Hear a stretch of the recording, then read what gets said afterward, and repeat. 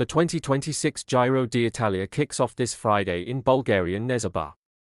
In this video, we'll take a look at the individual teams, their expectations, and my predictions for the top 10 in the overall standings. Unibet Rose Rockets will be making its Grand Tour debut. Team based Team received a wild card and is coming with the goal of winning a stage. Their biggest star is Dylan Groenewegen, who will have a very strong lead-out train. We've seen most of their riders in the classics, and Dylan Groenewegen already has 4 wins this year. The most experienced rider is Wout Poels, who will attempt to complete a victory in all 3 Grand Tours in the mountains. Team Visit Malta has been a staple in breakaways at the Giro in recent years, and this year will be no different. Giovanni Lunardi could shake things up in a sprint, but I mainly expect them to be active in breakaways and do their best to show their colours. I expect the same from Team Bardiani CSF, which is bringing a fairly young squad. We can expect them in breakaways from the first stage to the last. The Pinarello Q36.5 Pro Cycling team is heading to the Giro this year without its biggest star, Tom Pidcock, who is the only one on his team to have secured a victory. They are also bringing one homegrown rider, Matteo Moschetti, a sprinter who doesn't have many strong support riders. Riders like David de la Cruz, Chris Harper, and Fabio Crisson are stronger in the mountains. So the team has a chance to win a stage mainly in the mountains, where they have strong riders, but Moschetti's chances are limited by the team's lack of support. The final Pro Tour team is Tudor Pro Cycling. Like Q36.5, they have an Italian rider, Luca Mazzato, who could be strong in some sprints. But the main goal is for Michael Storer to finish in the top 10 of the general classification. He finished 10th overall in the last 2 editions, and this year he will certainly aim even higher. Mathis Rondel will make his Grand Tour debut. At 22, he has been putting in great performances, such as an 8th place finish at Paris-Nice. Uno-X Mobility is saving its biggest stars for the Tour de France. A full Norwegian squad of 8 will compete in the Giro, including Erlend Bleikra, who will aim for a sprint victory. Otherwise, I expect breakaways, and the highest hopes are pinned on Andreas Leknesund. Leknesund managed to finish 8th in the general classification in 2023, but his results since then haven't been of the same caliber, so I'm betting on him succeeding through a breakaway. Astana has no ambitions to compete for the overall classification, but they have many strong riders who can win a stage on any terrain. At 32, Matteo Malucelli will be riding his first Giro. This year he managed to beat even Jonathan Milan and would like to win a stage here as well. Diego Ulissi has won 8 stages at the Giro, and several of this year's stages suit his profile very well. Their greatest hopes certainly rest on Christian Scaroni, who won a stage last year and is racing in great form again this year, and I expect Astana to secure at least 1 victory. Team Picnic Post NL has secured only 1 victory this year, and their results have been a major struggle. Last year, they secured a surprise stage win thanks to Kaper van Uden, who has struggled since then and only won last week in Turkey. Here, he and Tim de Jong will try to build on last year's successful sprint. The most famous name is Warren Barguil, but a good finish would be more of a surprise, as his best years are unfortunately behind him. Groupama FDJ United has a lineup similar to that of Team Picnic. Paul Penhote will be the one to watch in the sprints. Remy Cavagna will be an interesting contender in the time trials, and I'm really looking forward to seeing the young Briac Roland in the mountains. He was very visible in last year's Vuelta and came close to victory. Here, he and his teammates will often be in breakaways. So far, the season hasn't been very successful for Groupama, and I don't expect that to change. The Jayco Alila team is arriving with high ambitions. Pascal Ackermann has always won a stage at the Giro, and Andrea Vendrame and Alan Atherley have many stages here whose profiles suit them perfectly, while Ben O'Connor will be the main focus in the general classification. O'Connor hasn't had a good season and is giving ammunition to critics who claim his success in the general classification has been largely due to luck. This year's Giro could be very unpredictable, which might work in his favor. He certainly has a shot at the top 10, but I don't believe he'll make it to the podium. Alpecin, Premier Tech is coming with the largest number of climbers I've ever seen on their roster. Of course, this is still a team without a general classification contender, with the ambition to win as many stages as possible, especially the sprint stages. For the 4th year in a row, Caden Groves will be the leader. Edward Planchette and Jensen Plowright will provide him with a very strong lead-out train. Caden Groves hasn't raced since Kern due to a knee injury, so his form will be a big question mark. Bahrain Victorious is arriving with a strong climbing team and aims to get Santiago Buitrago into the top 5. Buitrago's best finish in a Grand Tour so far is 10th, with one such result in the Tour de France and another in the Vuelta a España. He has won 2 stages at the Giro and this year aims to achieve his best ever Grand Tour finish. Although he hasn't had his best year, his preparation has been solid, and I believe he'll be in the top 10. His top domestique will be Damiano Caruso. The 2021 stage winner and second-place finisher in the general classification is riding his final Giro of his career and would like to win a stage in his last appearance. The NSN cycling team should be a force to be reckoned with in every stage. Ethan Vernon will have strong support in the sprints, Corbin Strong will shine on tougher terrain, and Jan Hart and Alessandro Pinarello will excel in the mountains. I actually expect them to shine in the breakaways, because Pinarello is steadily climbing the general classification, and Hart, even though he's finished in the top 8 at the Giro twice, is no longer at the peak of his powers and will likely try to win a stage.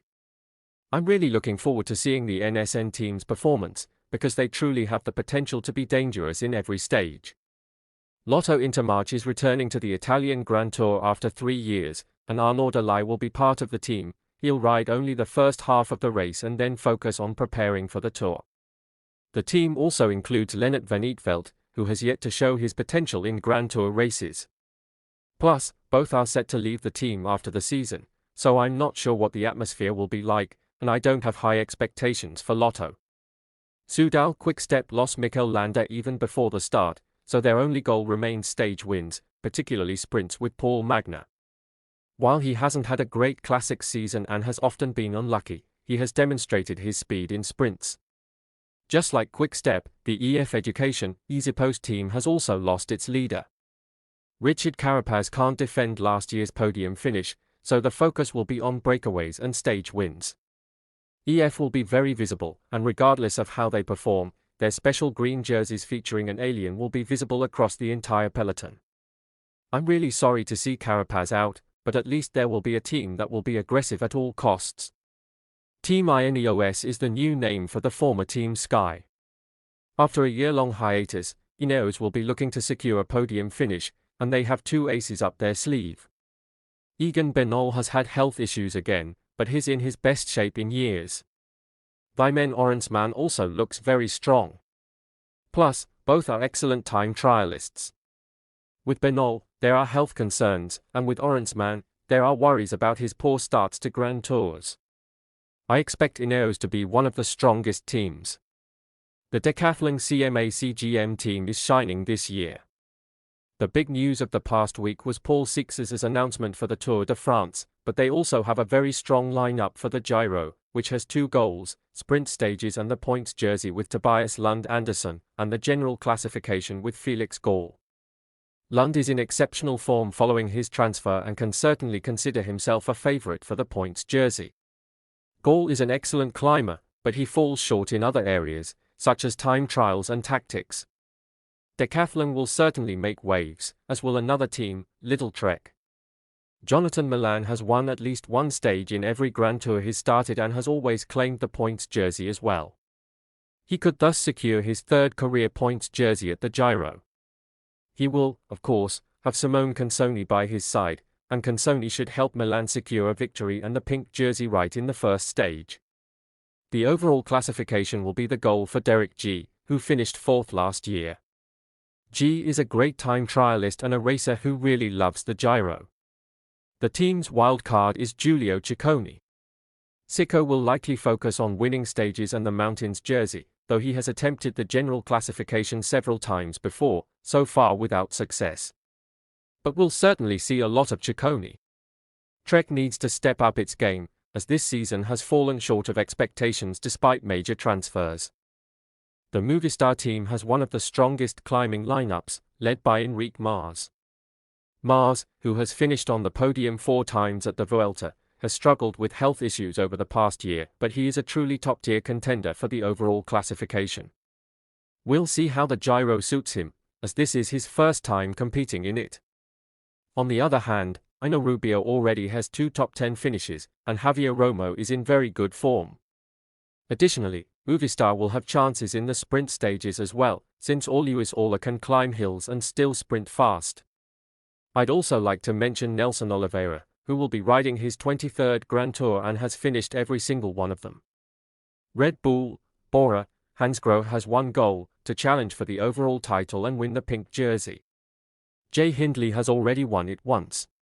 All of Italy believes that Giulio Pellizzari will soon win it too. But does he have a chance to win it this year? I think so, but this Bora duo will certainly be very strong, and we'll see them at the top of the general classification. The team is very strong both on the flats and in the mountains, and above all, they have the highest ambitions and will certainly race at full power. Team UAE Emirates lost their leader even before the start. Joao Almeida is not feeling well, so someone else will have to take over the responsibility of leading the team. And that will be the most experienced rider, Adam Yates. He is the twin brother of last year's winner, Simon. As always, the lineup is full of stars, but I don't believe that Yates or anyone else can contend for the podium. Jan Krissen and Jay Vine have had health issues, and I don't think Yates will be strong enough. They certainly have a chance to win a few stages, but they won't be in the mix for the pink jersey. The final team is the overwhelming favorite, Visma Lease and Bike. Jonas Vingegaard will be riding his first Giro of his career. Aside from his debut Grand Tour, he has never finished lower than second in the general classification. He has won 9 stages and 3 general classifications. Despite a crash during winter training, his season so far has been excellent, and it will be very difficult to stop him. However, I think the changing weather conditions the Giro offers and the potential chaos in the peloton might not suit him, and I have a hunch that Jonas won't finish the Giro, which will make the battle for the pink jersey much more dramatic, and Super Domestique Sepp Kuss will also have a say in it. To wrap up my predictions, the first rider to wear the pink jersey will be Jonathan Milan, who will also win the points classification. The race's best climber will be Damiano Caruso. Alessandro Pinarello will finish 10th in the general classification. 9th place, Michael Storer. 8th, Adam Yates. 7th, Santiago Buitrago. 6th place, Felix Gall. 5th, Sepp Kuss. Just off the podium will be the best young rider, Giulio Pellizzari. Fireman Orensman will take 3rd place on the podium, with Jay Hindley in 2nd. And the winner of the pink jersey in Rome will be Enric Mas. What are your expectations for this year's Giro? What are your predictions? Please let me know in the comments. Thank you so much for sharing, and bye.